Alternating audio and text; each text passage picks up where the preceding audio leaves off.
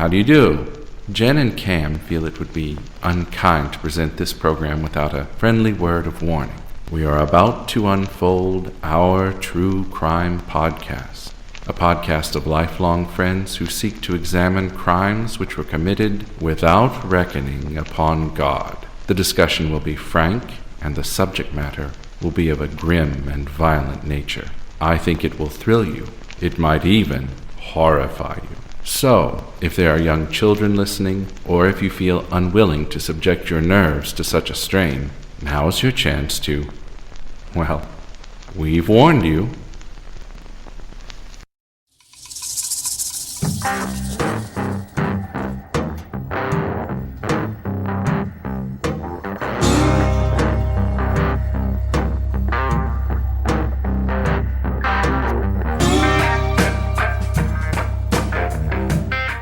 Hi, Jen. Hey, Cam. How are you? I'm pretty darn good. How are you? I'm doing great. Oh, nice. By the time everybody's hearing this, I am on vacation. And it's going to be great. You're going to be in the south of France at a topless beach. Mm-hmm. Doing my Eat, Pray, Love. You wish. Yeah, I know. no. Just kidding. I'm probably going to be sweating to death in the middle of Universal Studios. That sounds terrible. Begging for somebody to come take my soul. Awful. And speaking of awful, today's story I have for you is extremely gruesome. I cut out a bunch of details, but let me just say there is some animal torture. There is some cannibalism. There is child death. So you're saying another week at the OTCP. Yeah, it's just a little, and like I said, this could have really been a 3 to 4 parter. I chopped it down because there's just a lot to it. So it might seem a little discombobulated because if I think of facts that I left out as we go, I'll bring that up as we go. But just, hey, that's how we roll here at the OTCP. You know what I'm saying? No, we do that. We do that. All right. You ready to go? Roll. It's a bumpy roll, but we roll. Yeah. There's a lot of rocks on the way down. Here we go.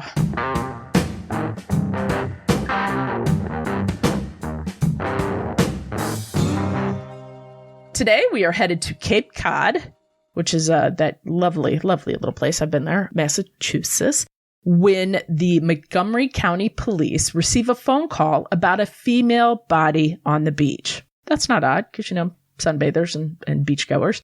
However, when they arrive, they find a young woman on her stomach, both of her arms reaching into the sand as if she'd buried her hands in the sand. She was topless and her back was severely sunburned.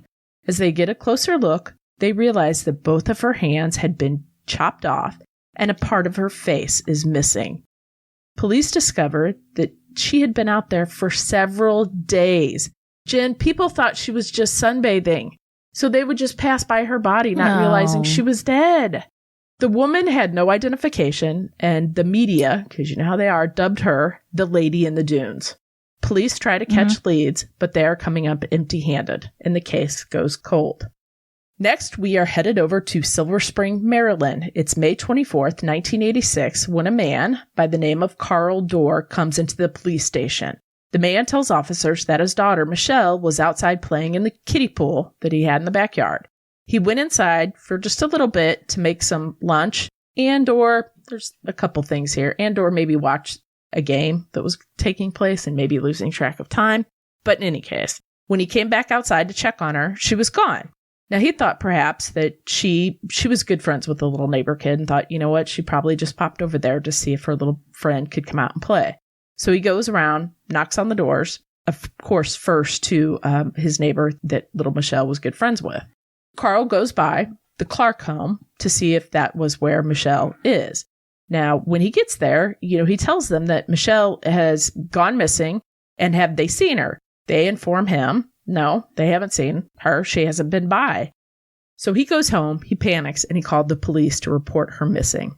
Now, we all know that those closest to those victims are always the first one to be looked at in crimes.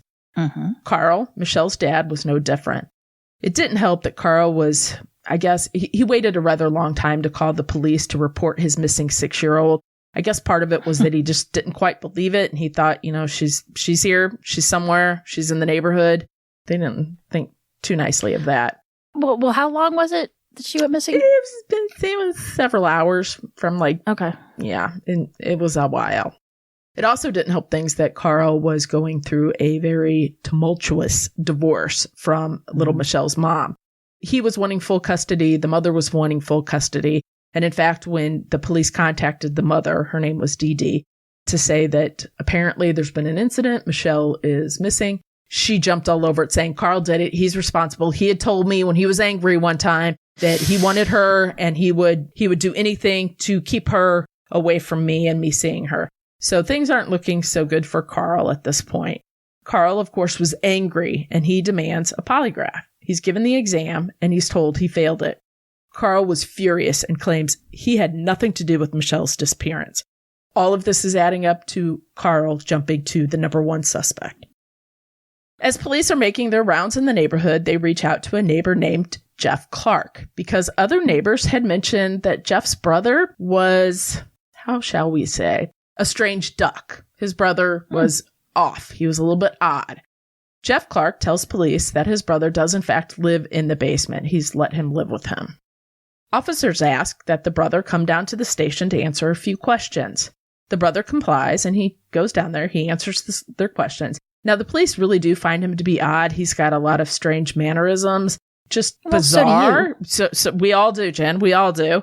But, with the neighbors saying that he's odd, that doesn't necessarily make you a suspect. He's just weird, like me. That's okay. Mm-hmm. And so with nothing to hold him on, they let him go. He's free to go. Police continue to investigate any leads, but the case goes cold.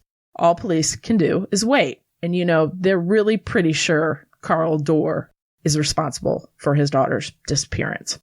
Well, that's usually family member, the closest to you. Mm-hmm. So they're riding him pretty darn hard, okay? Days later, in a shocking twist, Carl Dorr would confess to murdering his baby girl. This is where you say, what? Right? What? Thank you. Now, wait, what? Carl would tell investigators that he had buried her under the crawl space of the home.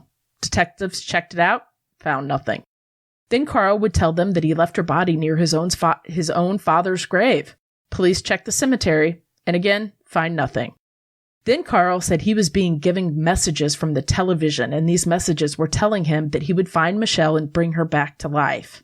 You see where we're going with this? Are the police kind of helping him along with these confessions? I think what happened was that Carl was devastated. He wasn't sleeping. He was being badgered by the police, who were really pretty sure he had something to do with it. Maybe they were a little coercion, right? So finally, he snapped. Carl would eventually check himself into a psych hospital, and he would stay there for 3 days. After he got lots of fluids, lots of rest, little therapy, he was back. He was back to his normal self. So the first thing he does is, after he's released from the hospital, he would go to police and say he never, ever harmed his child, nor would he ever harm her. And he only confessed because in his mental state and along with the pressure from the police, he basically cracked. He had a mental breakdown. Mm-hmm. He was furious. He was not in his sound mind. He was not. Yeah, he was just, he thought the TV was talking to him. He was hallucinating. He demanded yet another polygraph exam. This time, Carl would pass the exam. At this point, there is still a person out there responsible for the disappearance of a little girl. But days turned into months, and then the months turned into years.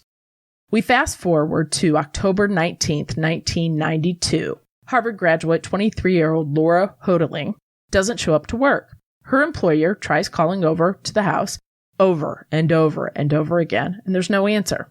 At this point in time, Laura lived with her mom, Penny, and Penny was a well-known psychotherapist. At this weekend, this point of time, Penny, her mom, was out of town for a convention, and Laura's coworkers knew that. They knew that Laura would be home alone for, I think it was a period of 5 days.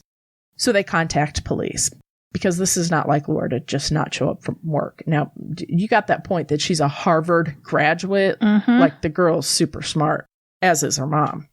Police began canvassing and interviewing the neighbors in the neighborhood, and they learned that one of the neighbors reported that when she was outside getting her newspaper, retrieving her newspaper, the morning that Laura failed to show up to work, she actually saw Laura leave for work. And she mentioned that she waved to Laura, and normally Laura would always wave back with a smile, But on this morning, Laura just kept her face down and she just kept walking fast, as if she was in a hurry. Now, a little side note here. Laura's house is only a few miles away from Carl Dorr's home. And she was sure it was Laura? At first. Okay. Mm-hmm.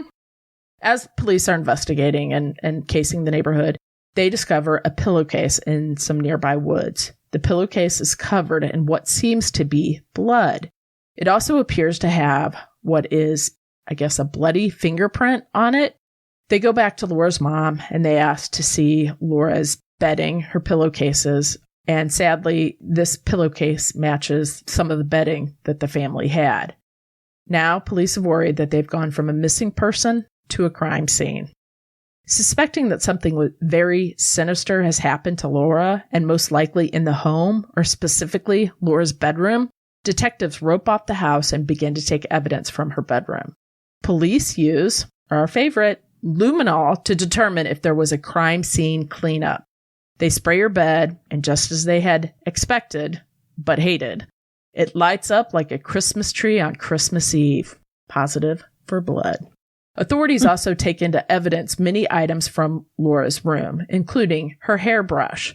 The hairbrush would come back with hair testing positive not only for Laura's, but there was also a synthetic hair in the hairbrush. This synthetic hair would come from what?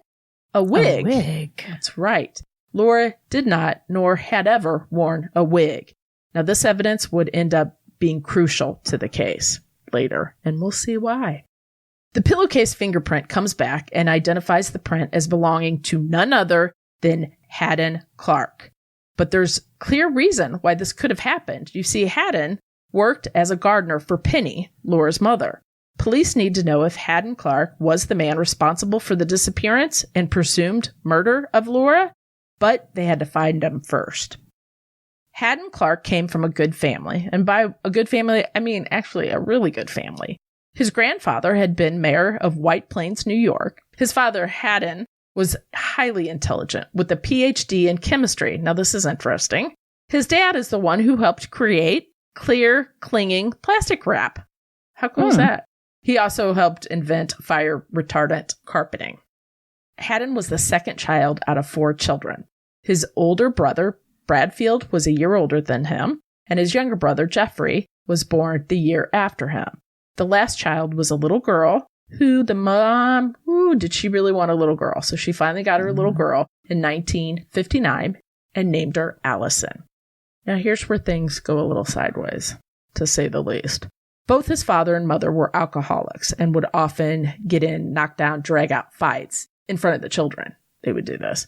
When his mother was drunk, now remember he was the second child, so Allison wasn't born yet. When his mother was drunk, she would dress him up as a little girl and call him by the name Kristen. As I stated, she desperately wanted a little girl, so she made her second son, portray that when she'd had a couple drinks in her. That doesn't make him messed up or anything. Oh, boy. Sure does. It does in this case, and there's a couple of them messed up, let me tell you.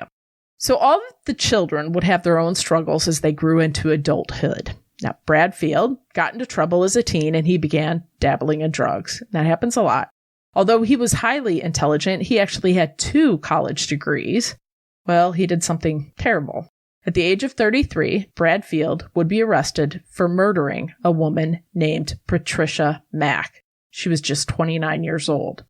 Now, again, here comes some gruesome details. The death would be gruesome, and actually, it's going to sound a little familiar to something we hear later. 1984, Bradfield would call 911 seeking medical attention for self-inflicted knife wounds. He had apparently tried to kill himself. He was drunk and on drugs, so when he sobered up, he realized he needed medical attention. When police arrived, Bradfield informed them that there was also a body in his car. Bradfield had used a brick cinder block to hit her in the head several times, then he strangled her, then he took her to the bathtub and chopped her into pieces. He also sliced off her breast and cooked them on the grill and ate them. This is his brother. Bradfield had a moment of remorse attempting to kill himself, but then he called police. He was sentenced to 15 years to life and is currently serving his sentence at the Correctional Training Facility in Soledad, California. He's 71 years old, and he has been up for parole 9 times. I did a little research here, with the next time coming around in June 2026. However, the last 2 times he was up for parole, one in 2021 and one in 2016, he voluntarily waived his right to a hearing. He didn't want to even be put on parole. Guess it's 71. Oh, wow. Yeah. Now, that's his brother. A younger brother, Jeff, would graduate from Ohio State University. He would marry his little sweetheart, and the two would move to Maryland, where he landed a job working at the FDA, or the Federal Drug Administration. The couple would have 3 children, but the union would end in divorce. His wife would accuse Jeff of beating her up, and actually, the second time she accused him, he was arrested and charged and received a suspended sentence. Now, the only girl that they had, Allison, she started running away as a teenager and would run away often. Finally, one day she ran off and never came back. She would later tell detectives that she wanted nothing to do with that family, and they were not her family. Maybe she saw something that we did not see. A little trauma. Something. Haddon Sr., that's the dad, would often drink and make fun of his son, calling him Sounds like a charmer. Right? Calling him the R word, as we all know what that is. I just didn't want to say it. I think we all know what that is. Later on, one article said the father had killed himself. Another one said he died of cancer. Not sure which way it was, but nevertheless, his father ended up out of the picture.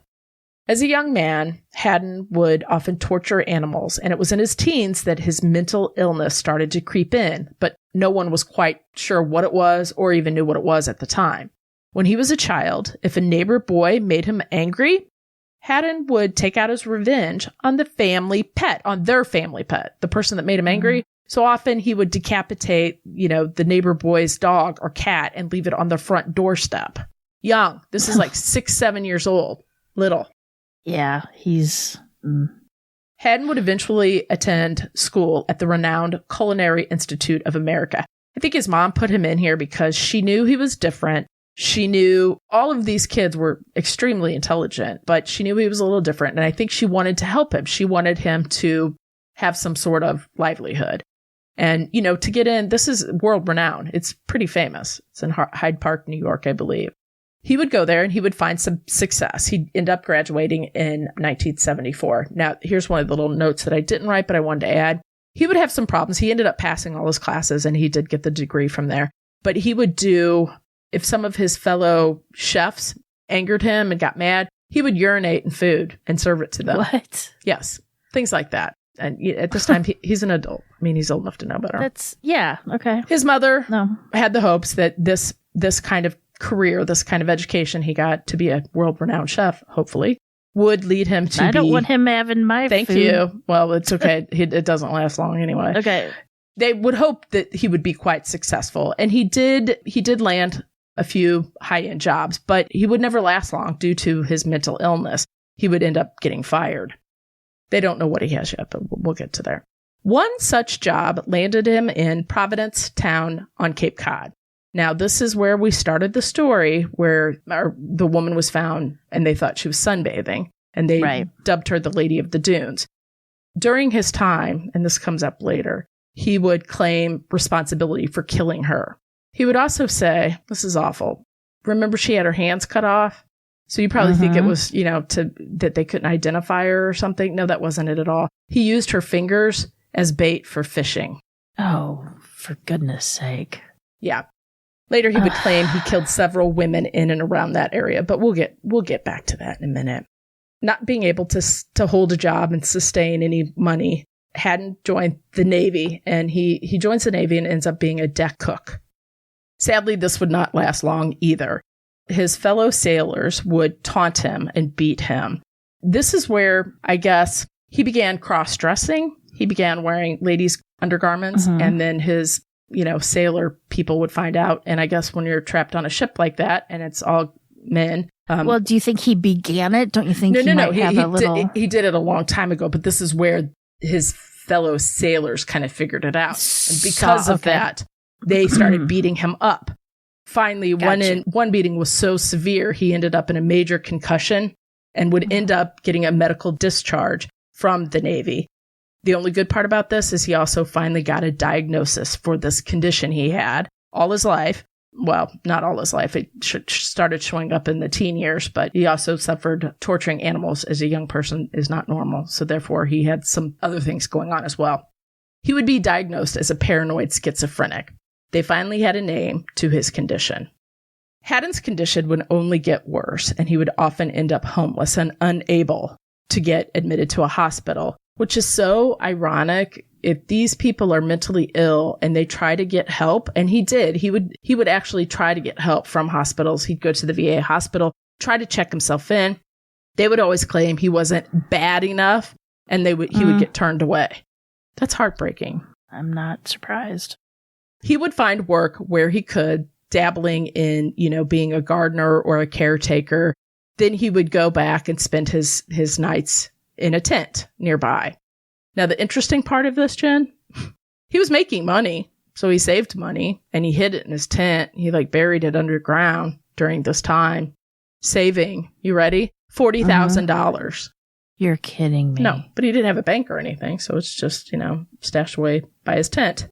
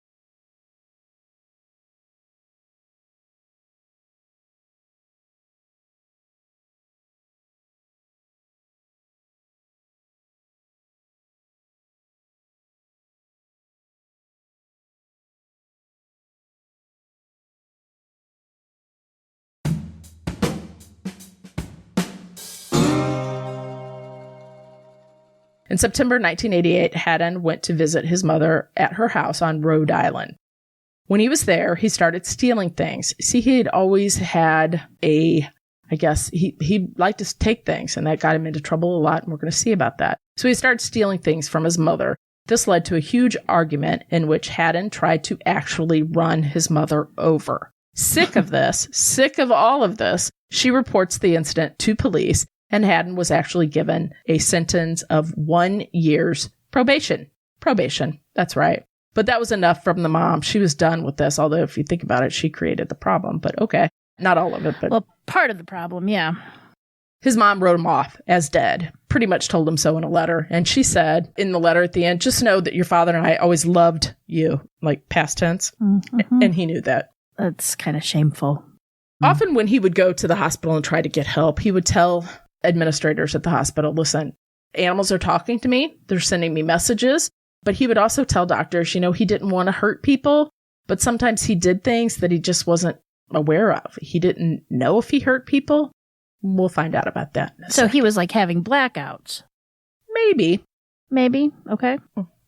In February of 1989, Haddon was once again arrested, and this arrest would end up with 17 counts. Now, Haddon, at this time, dressed up as a woman, would stop by local churches, and when the choir was practicing, when they're up there singing their little hearts out, he'd go through all the personal stuff and steal it. Purses, coats, keys, whatever he could get his hands on. He'd steal stuff. So they just thought some woman was stealing their stuff. He would end up going to jail for 45 days.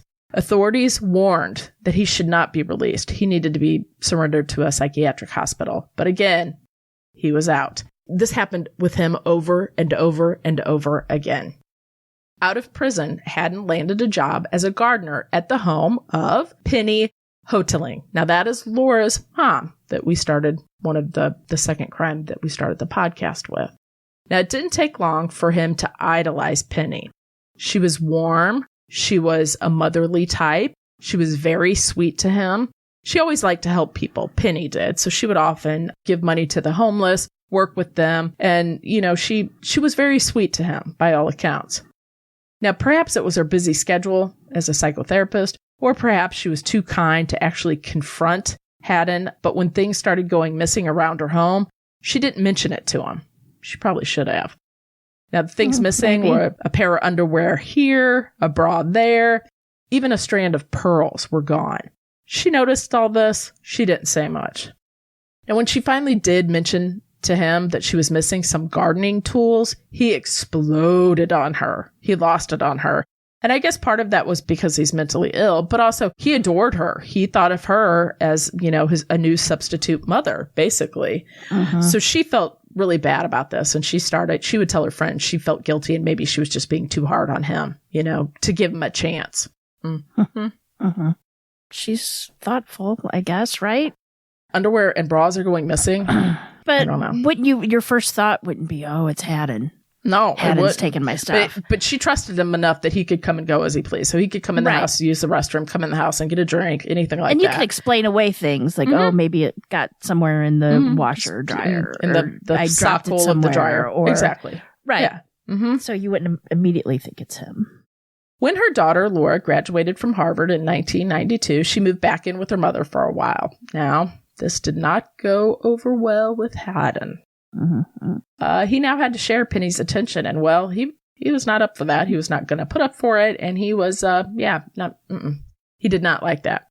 The chance to get rid of Laura finally came in the fall. Penny would be out of town at a conference in mid-October. She even gave him the exact dates, so the gardener/killer knew when she would be gone, rather. The day after Penny left for the conference, Haddon would go and buy the supplies he needed to do this, including duct tape, rope, and a nylon cord. Around midnight on Saturday, October 17th, Hadden Clark, dressed in woman's clothing, complete with wig and wearing a pair of Penny's underwear, he approached the house, collected the spare key that he knew, he knew where that was hidden outside. Under his trench coat, he had a .22 rifle.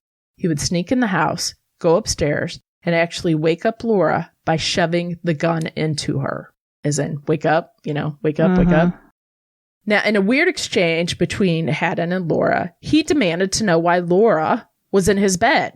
Why are you in my bed? That's how he woke her up. Why are you in my bed? Now, of course, she's half asleep. What are you talking about? You're in my bed. You need to get out of my bed.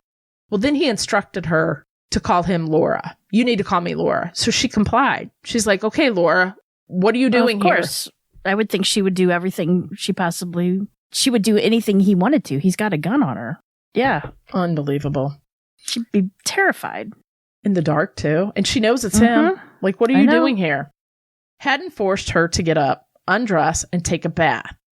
He would then claim later to detectives he didn't mean to kill her, and the plan originally was just to abduct her and take her back to the campsite to meet Haddon.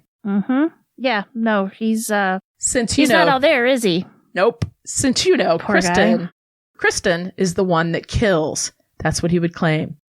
He would claim later that Kristen was the one that liked to hurt people and that he did not. That was his alter murdering personality. Instead, the duct tape covering her nose and mouth that he covered her up with, she ended up suffocating on that. He covered up her nose and her mouth too strong, so the plan to not kill her failed. She is now dead. As he removed the duct tape from her, he used scissors, and he ended up cutting her multiple times. Now, this is what led to the bloody pillow case. As he was cutting tape away from her face, he decided that he liked her earrings. He liked to take things, and he wanted them. So he took them. Well, one of them. Because when he struggled to get the other one off, Jen, he just clipped that part of her ear off and took the ear with the earring. Well, it's easier that way, right? You need a matching set. You can't just have one earring, I guess. At around 3 a.m., he wrapped Laura's body in a sheet and took her body to his truck. He went back inside to clean up the mess. He also took a few items to keep of Laura's, including her class ring and some other personal items she had. Haddon would say that he never raped her or ate any part of Laura. Well, good for him. Now, way to control yourself, buddy. Right? A couple interesting things here that I didn't add is once he cleaned up the mess, he actually fell back asleep with Laura in the truck. And another thing, when I was researching this and looking all into this, people comment on everything. And I like to look at the comments because I do. And this one person was like, how could he get that so cleaned up? One person weighed in and said, hey, listen, I'm a chef. I know how to clean up a huge mess very fast and very perfectly. And I was like, that is kind of true, because you do, especially if you're working with animals like the blood, because you can't have it cross-contaminate your food. So you do work quickly. So I thought that was kind of interesting. At around 8 a.m. that morning, Haddon would leave the house dressed as a woman, walk to his truck, and depart. Now, this is where the neighbor had said that she had waved at Laura, and Laura didn't wave back. Laura didn't wave back because Laura was not Laura. Laura was dead in the truck. Right. It was Haddon. Haddon would drive back to the church area. He was staying like in the woods behind a church in that tent. So he'd drive back there after this was done, and he'd fall asleep with Laura still in the truck. So this is the next day. Laura has not shown up for work. So this is where the worried coworkers began calling Laura's home. And because she had failed to show up, they called police. They called her brother.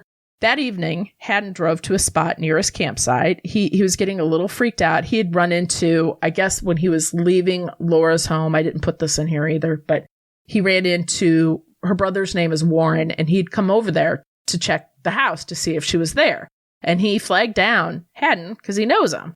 And Haddon at first was going to stop. And then he got startled thinking, what am I doing? His dead sister's in the car. I got to go. So he nails it and takes off. So that whole encounter freaked him out. And so when he woke up after his sleeping, he drove over to a spot pretty close to where he was camping. And he tried to dig a hole. He was going to put Laura in it, but he didn't do a very good job. So it was a very shallow grave. And he put her body in it, and he ended up covering her up with leaves and dirt. After he was done, he took the bloody sheets and other items he stole from Laura, and he went to put them in his storage unit that he rented. His storage unit. That's right. He kept those. He kept those bloody sheets and the clasp ring, the earrings, all that stuff, and he put them in his storage unit. However, he kept the one bloody pillowcase as a memento. It was said that he would, at night to go to sleep, he would bury his face in the pillowcase to help go to sleep. It's frustrating because he reached out for help so many times, right? And got caught by doing these things. And if somebody would have been paying more attention, he could have maybe got the help he needed. The police died. Yeah. Police are now aware that they need to talk to this gardener. They realize that the name, Hadden Clark, that's a little familiar to them. It seems like they've heard that name before, because you know what? That is a name that had popped up with that little disappearance of Michelle Dorr. He was the odd man that was living in the basement of his brother Jeff Clark's home. That's right. That's that brother. See, I didn't mention his name up there because I wanted to hit you with it now. See what I did? See what I did there? I did see what you did. Clever, right? I do see what you did, I should say. Police called the number. They have a number for him. And it goes to voicemail. They leave him a message. He immediately calls him right back. Now, Haddon, he refuses to come into the station because, you know what, Jen? He is just too tired. So they're just going to have to wait. He'll come down there tomorrow. I know somebody like that. So they say, okay. So the call really freaked him out. And so that's when he dumped that pillowcase in the woods. The ones that the officer found. Haddon comes into the police station. He denied having anything to do with Laura's disappearance. And he even cried, saying he felt so bad for Penny and Laura's brother, Warren. Haddon was left to go, again, for now. Now, police asked him if he had anything to do with the disappearance of Michelle Dorr. Now, unlike his calm demeanor with the questioning in regards to Laura, his whole body, everything changes. He begins to fidget, rock back and forth in his chair. He becomes literally physically ill. He has to vomit, and he asks, can I please be escorted to the bathroom now? Now, this should have been a pretty clear sign that maybe they shouldn't let him go, even though, right, they suspected him for Laura's, but this whole thing, they probably shouldn't have let him go, but they did. What can you do? Right. They didn't have anything, but, they knew that he knew more than what he was saying. His mouth wasn't talking, but his body was saying a lot.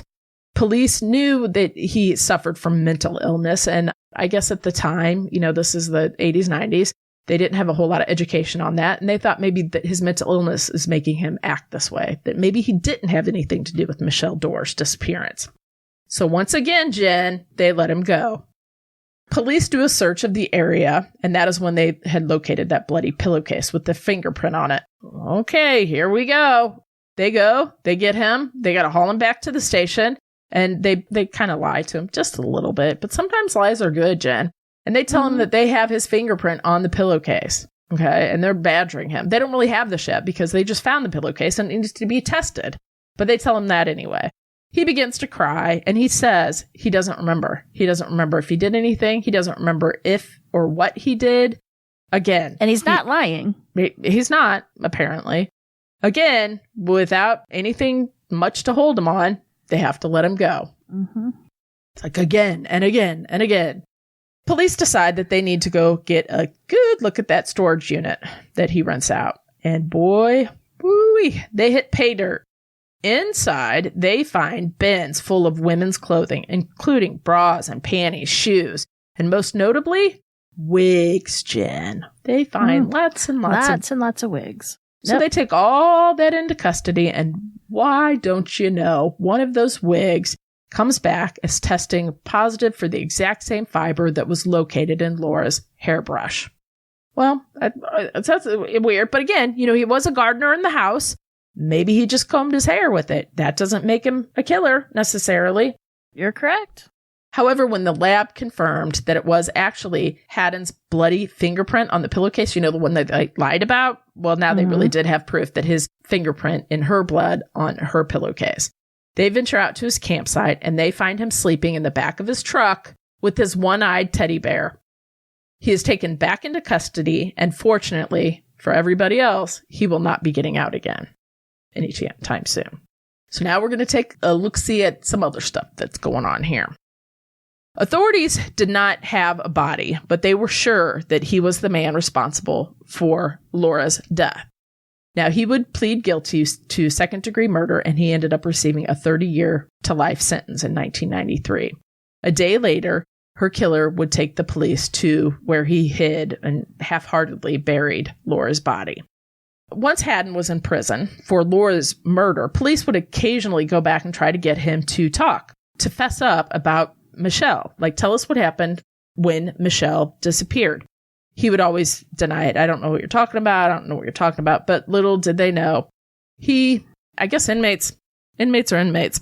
Haddon would often brag to other inmates that he killed lots and lots of women, including Laura, but also Michelle and many others.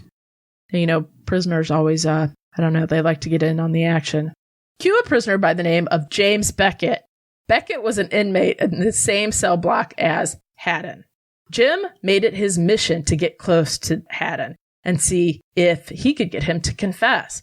Now, it would take a long bit of time, but when the opportunity came up, Beckett struck. Beckett asked Haddon about Michelle, and Haddon responded that she was such a nice little girl. She was such a nice, sweet, innocent girl. He saw his opportunity, and instead of asking how or anything, he just simply said, "Why did you kill her?" And Haddon said, "I didn't mean to." There it is. There it was. There you Confession. go. It always creeps me out when men like that talk about young girls. It's creepy. And with this information, Beckett, of course, takes, "Hey, look what I got." And he takes this information to the police. And here's how this story unfolded about poor little Michelle. Seems that on that day, way back when, in 1986, Jeff and his brother, Haddon, had gotten into an argument. The 35-year-old was a tall man who lived with Jeff, along with his wife and their kids. But that day, the argument ensued because Jeff told Haddon he had to get out. He needed to move out of the home because they didn't think his behavior was appropriate with children. Now, that's what one thing I saw, and I was like, huh? Well, apparently he had masturbated in front of the children. Yeah, that'd do it. Yeah, you gotta go. To leave. Sorry. Nope, that's what I said. So on this day, Jeff and his wife and their kids left the house for the afternoon to allow Haddon to pack up his things and vacate the home. I think basically that Jeff and the wife were like, we don't want this to be more traumatic for our kids than it is that crazy Uncle Haddon is leaving. So we're going to leave you to the house, give you a couple hours to get your stuff. By the time we get back. Exactly. They wanted him gone. They didn't want a scene. Hadden Clark had the house to himself the day Michelle disappeared. Haddon was packing up when the doorbell rang. It was Michelle wanting to know if her little friend, that would be Haddon's niece or Jeff's daughter, could come out and play. When Michelle would stay with her dad, Carl, because they split between mom and dad's house. This was her little playmate, the neighborhood playmate, and they would often hang out. Hadden had little Michelle come into the house and said, oh, she's doing something, but she'll be upstairs to play with you in a minute. So, of course, Michelle, sweet little 6-year-old that she is, she goes upstairs and goes into her friend's room and waits. Now, Hadden was fuming. He was mad at his brother for kicking him out, but he was also mad at his niece, the one that Michelle had come to play with, because I guess that day, earlier that day, they were kind of, playing or whatever. And his niece, you ready? She called him the R word, just like his parent.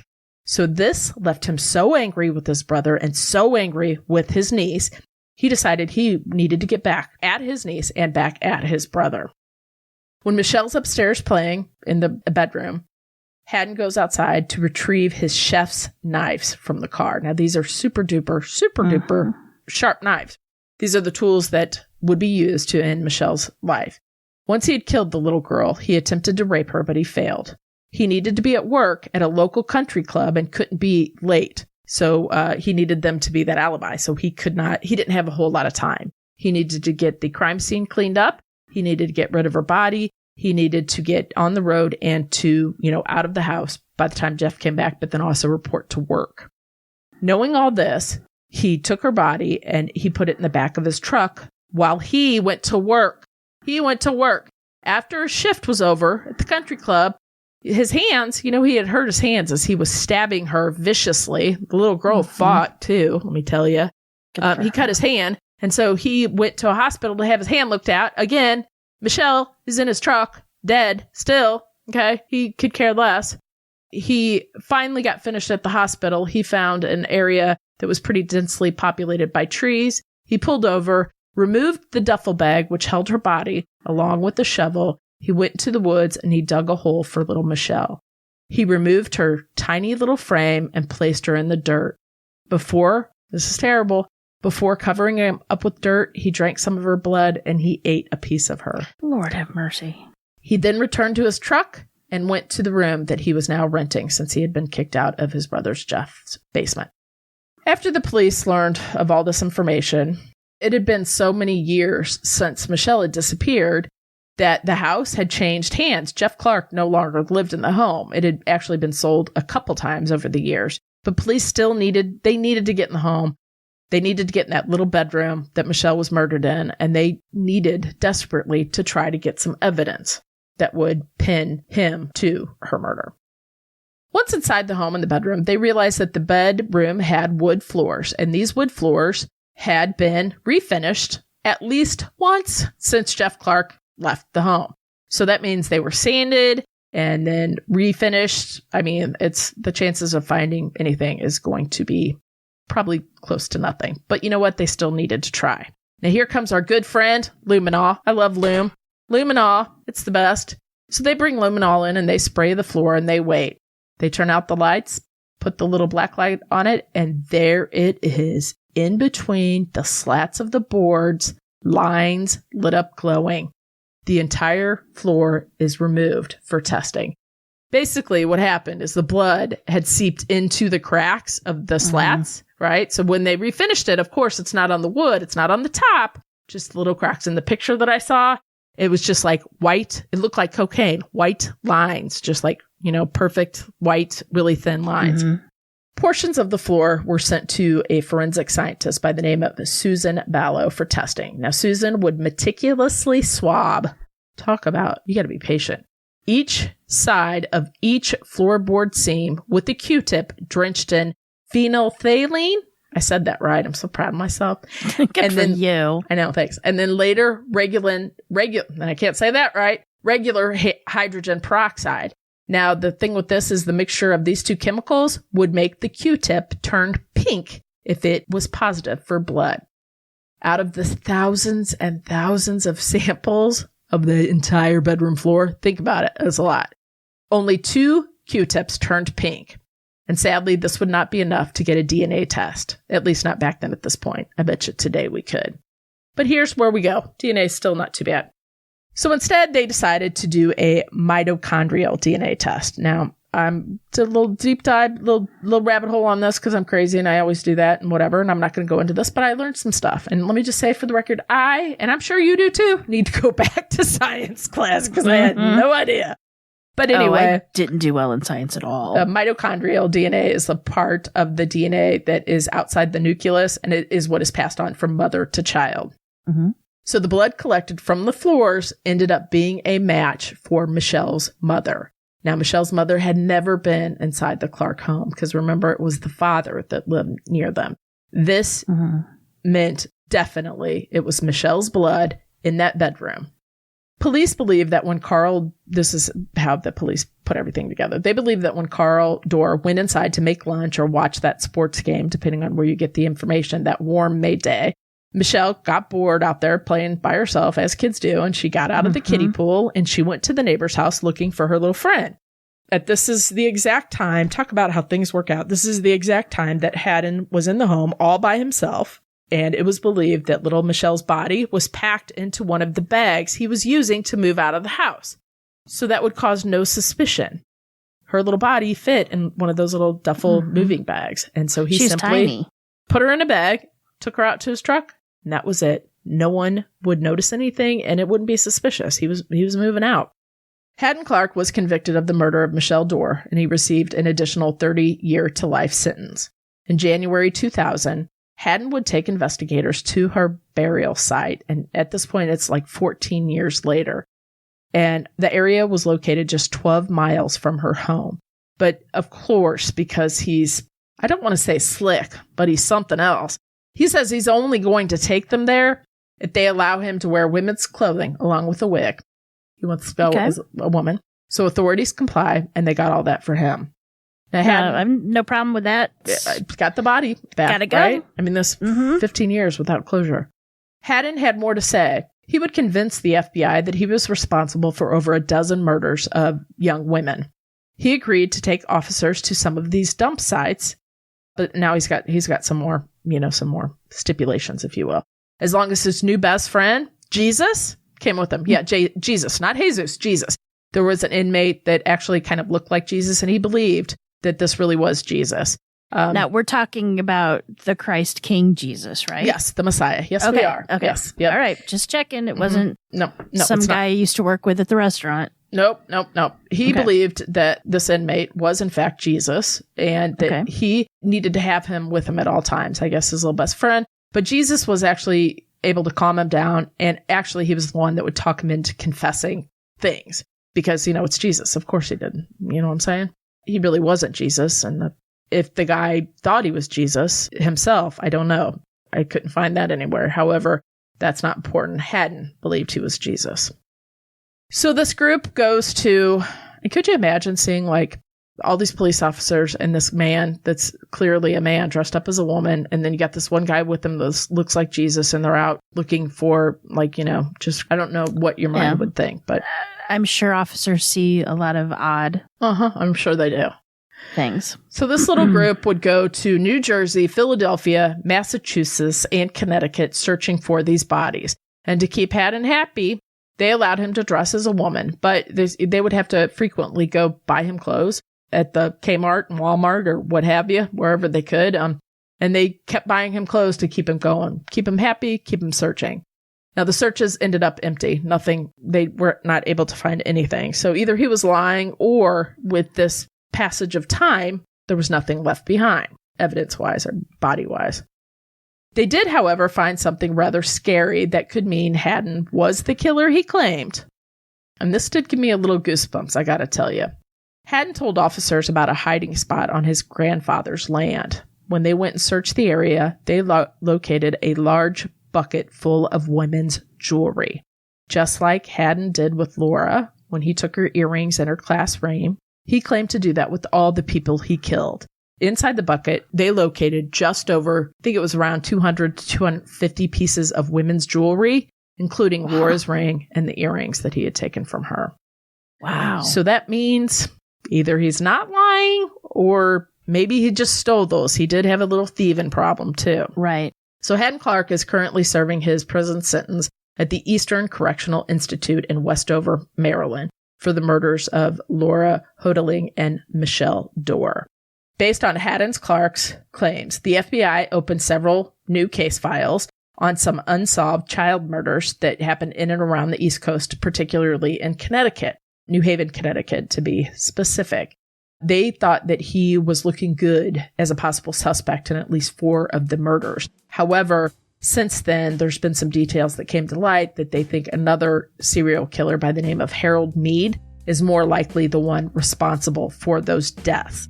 Now, Mead is currently serving a life sentence for murdering 3 intellectually disabled people in New Haven in 1970. He has denied being involved with any other killings. And in fact, he said, I would be more than happy to give you a DNA sample. And he also asked for a polygraph test. But yet, here we are. Yeah. So that is the case of Hadden Clark. And let me just say for the record, woo! And there is so much to this. I'm telling you, I left so much stuff out. I remember the forensic files on him, but I didn't remember. I remember most was the wigs. Yeah. I didn't see the forensic files episode. I watched the documentary on YouTube, and then I also watched Evil Eye. Evil Eye. It's a TV show. But there's been, I think, 2 forensic files on him. Episode of The Investigators, an episode of Medical Doctors or something. Because I think this is one of those first cases that had DNA and also the wig fiber from the hairs and the testing positive. I think it was groundbreaking in that sense with the forensics and all that stuff. So, and I know I told you this, but I thought it was weird that his brother cannibalized a girl as well. And, he Hadden would report that he always drank blood of the people that he killed. Okay. Where does that come from? And the brother was on drugs and drinking that night, but still, it's just don't want to put the blame on the mother or the father, or the father. Odd. I would like to talk to Allison and see what she has to say. I don't know. So it's very strange that they would have 2 sons that would do that. One, I'd say, okay, it's probably a little weird. But very simple. So it's like something had to happen somewhere along. I don't know. Very bizarre. And mental illness. You're not wrong. It's just, there's so many times, and he should try to get help. And, I'm sure he knew something was wrong, but. So he would say, if that did not come across quite clear enough, that Kristen was his killing alter ego. She was the one that did all the murders. Hadden did not. Hence why he claimed he was going to just abduct Laura and then take Laura to the campsite to meet Hadden. And so it was Kristen, it a case? Kristen, a split personality or multiple personality? I don't know. He was what's that DID, disassociative? Yeah. He didn't have any other, so claims from what I saw. He didn't have any others, but that doesn't mean anything. There's several books on him. Like I said, I think only that I could find only one person. And I think it was the last podcast on the left did a 2-part thing on him. And I cut out probably 14 pages of stuff. It's just on. I mean, he was pulled over by the police and he had a gun under his car. He could have been taken into that.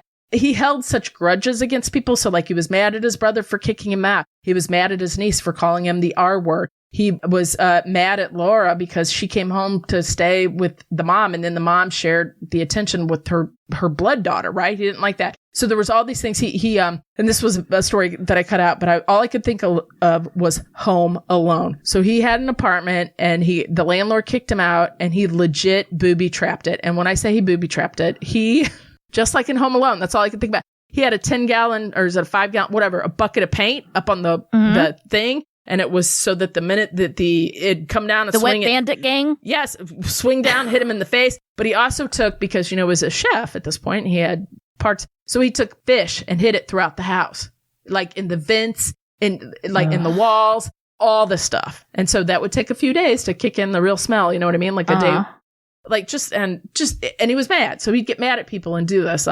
So I hope he's getting treatment in prison. Well, he is there. I mean, he's quite a bit older now, of course, but what is he, 70, I believe? 70? And I would think that they keep him on their meds. I would think they keep him pretty doped up. I think they'd have to. But I wonder if he does have dissociative identity disorder. I don't know.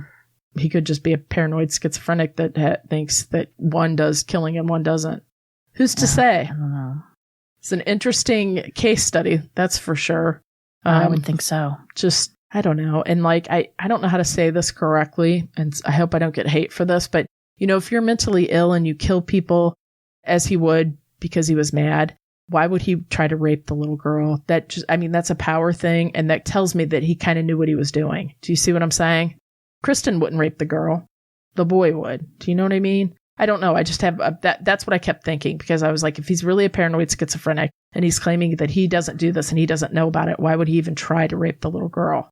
That's an anger crime, right? It's not a crime. It's not a sex crime. It's a violent crime. You know what I'm saying? It's for power. Yeah. It's not about sex. It's all about power and feeling being in control. I don't know. That little girl was so precious. I mean, so was the Laura older too. woman too. All of it. She's only 23. She's a baby too. Well, she's older than But just Michelle. but like, for what? You know what I mean? For what? Because you wanted Penny's attention more? I don't know. I don't know.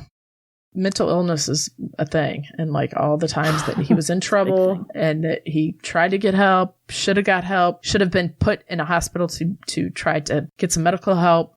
So yeah, and I hope to heck he didn't murder all those people, but the bucket full of jewelry kind of put a little scare in me, because I was like, where did all that jewelry come? Now he did steal from people left and right. Jewelry's pretty easy to steal too. It is. Yep. Breaking a house. I don't know, but poor little Michelle would be, 42 years old? Something like that. Bad at math. She was born in 1980, I believe. Mm-hmm. So, yeah, 42. Yep. So that's that story. That's good. It's a little downer. Very interesting. Like I said, I kept some of the graphic details out because nobody needs that stuff. I think the graphicness I left in was just, you got the idea. You know what I'm saying? Mm-hmm. Yep, we got it. All right. Well, I hope everybody's having a great day. I hope summer's about to kick in, or winter, depending on where you are in the world. But until next time, remember, lock your doors. And keep passing by those open windows. Bye-bye. Love ya.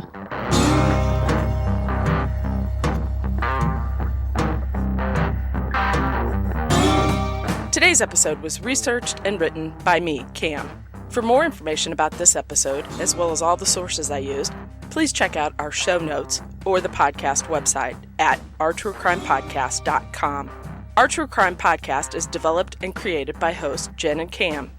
Original music and audio mix of all our True Crime Podcast episodes is courtesy of Nico Vertesi from We Talk of Dreams. Listener discretion is provided by Edward October from October Pod VHS. Our True Crime Podcast is executive produced by Nico Vertesi and Dick Vane. Make sure to like and subscribe to Our True Crime Podcast wherever you listen to your podcast. We can be reached on Instagram and Facebook at Our True Crime Podcast, or on Twitter at Our True Crime Pod. You can email us at ourtruecrimepodcast@gmail.com. If you really like the show, make sure to check out our Patreon at Our True Crime Podcast. Our True Crime Podcast is an OTC production.